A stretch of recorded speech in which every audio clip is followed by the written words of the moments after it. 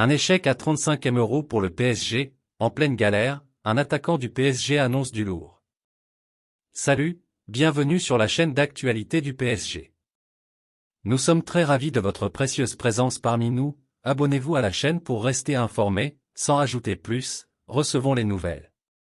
Au PSG, Luis Campos garderait un œil avisé sur les jeunes talents du football brésilien. Le dernier en date ne serait autre qu'Estevão Willian, surnommé Messino. D'ailleurs, le Paris Saint-Germain serait même passé à l'offensive avec une offre de transfert de 35e €, sans succès. Explication. Estevão Willian dit, Messino, est la dernière sensation de Palmeiras. Du haut de ses 16 ans, le compère d'attaque d'Endrick pourrait suivre l'exemple de son aîné d'1 an qui va rejoindre le Real Madrid en 2024. En effet, un transfert en Europe serait susceptible d'être rapidement bouclé et le PSG serait d'ailleurs sur les rangs. Après Endrick et Andrei Santos, place à Messino pour le PSG? Luis Campos semblerait poursuivre son opération détection de jeunes talents au Brésil. Après Andrei Santos ou encore Endrick, le conseiller football du PSG aurait de fortes chances d'être derrière l'intérêt du club parisien pour Estevão Willian. Et d'après la presse espagnole, le Paris Saint-Germain serait même passé à l'action. Le PSG dégaine 35e € pour Messino, en vain. À en croire Relevo, le comité de direction du PSG se serait rapproché de Palmeiras avec une offre de transfert concrète. Pour l'attaquant brésilien de 16 ans, le Paris Saint-Germain aurait proposé une offre de transfert de 35e € aux pensionnaires de l'élite du football brésilien. Une offre repoussée par les décideurs. Titularisé en Grèce mardi soir à l'occasion du dernier match de qualification à l'Euro 2024, Randal Kolo Muani en a profité pour briller et retrouver le chemin des filets. En difficulté au PSG depuis le début de saison, l'ancien Nantais a ouvert le score, 2-2, et annonce que d'autres buts vont suivre. Recruté pour 90e € dans les ultimes instants du mercato, Randal Kolo Muani connaît toutefois des débuts délicats au PSG où il n'a inscrit que 3 buts jusque-là. Néanmoins, avec l'équipe de France, l'ancien Nantais a retrouvé le sourire. Appréciez-vous la nouvelle?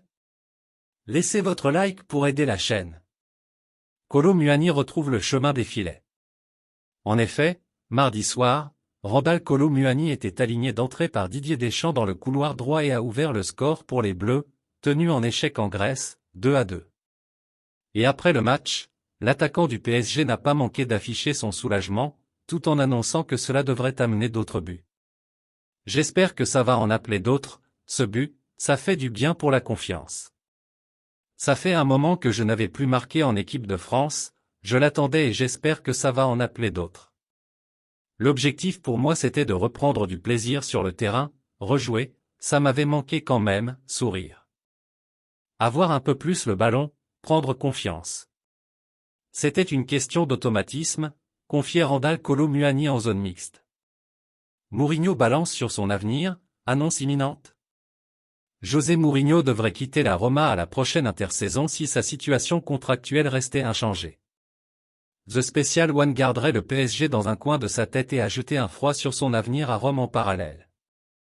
Les dirigeants romains réfléchiraient à la suite des opérations et à sa succession. Au micro de Rai Uno, José Mourinho a pris la parole ces dernières heures afin de faire un point sur son avenir. Sous contrat jusqu'en juin prochain à la Roma, The Special One est annoncé du côté du PSG où il se verrait bien rebondir après des expériences dans les plus grands championnats européens selon Sky Sport. Une décision d'ici janvier de la Roma pour Mourinho? Est-ce que je vais rester à la Roma? Je ne sais pas. La dernière fois que j'ai parlé avec les propriétaires c'était après le match contre la Lazio. 10 minutes au téléphone, c'est tout. D'après calciomercato.com, José Mourinho devrait être fixé d'ici le mois de janvier sur son avenir à la Roma. En cas de fin de collaboration, Motta ou compte à Rome. En effet, les dirigeants du club de la Louve émettraient de sérieux doutes quant au bienfait d'une éventuelle prolongation de contrat pour José Mourinho. Dans les prochaines semaines, une grosse réflexion devrait donc être menée sur la suite des opérations chez les Giallorossi. Pour ce qui est de la question de la succession de Mourinho, les profils de Thiago Motta et d'Antonio Conte seraient appréciés à la Roma. Chaos hallucinant, une star du PSG s'explique. Le Super Classico opposant le Brésil à l'Argentine, 0-1, a bien failli ne pas avoir lieu dans la nuit de mardi à mercredi, de violents incidents ayant éclaté dans le stade au moment des hymnes nationaux, incitant Lionel Messi et ses coéquipiers à quitter la pelouse.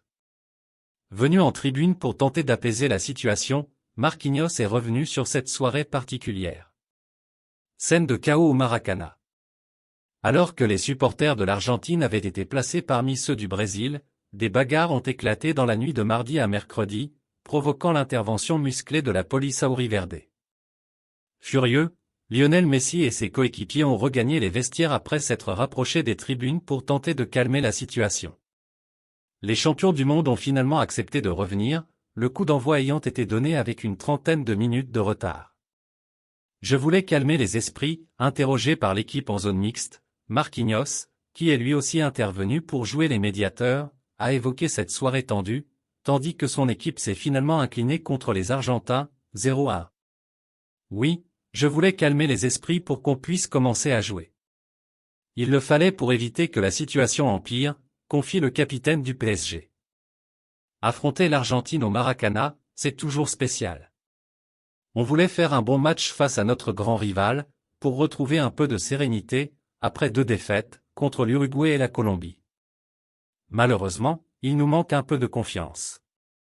Ce n'est pas le moment de chercher des coupables mais plutôt celui de trouver des solutions. On fait des bonnes choses qu'il faut conserver, mais on affiche aussi des défauts qu'il faut absolument gommer, poursuit Marquinhos.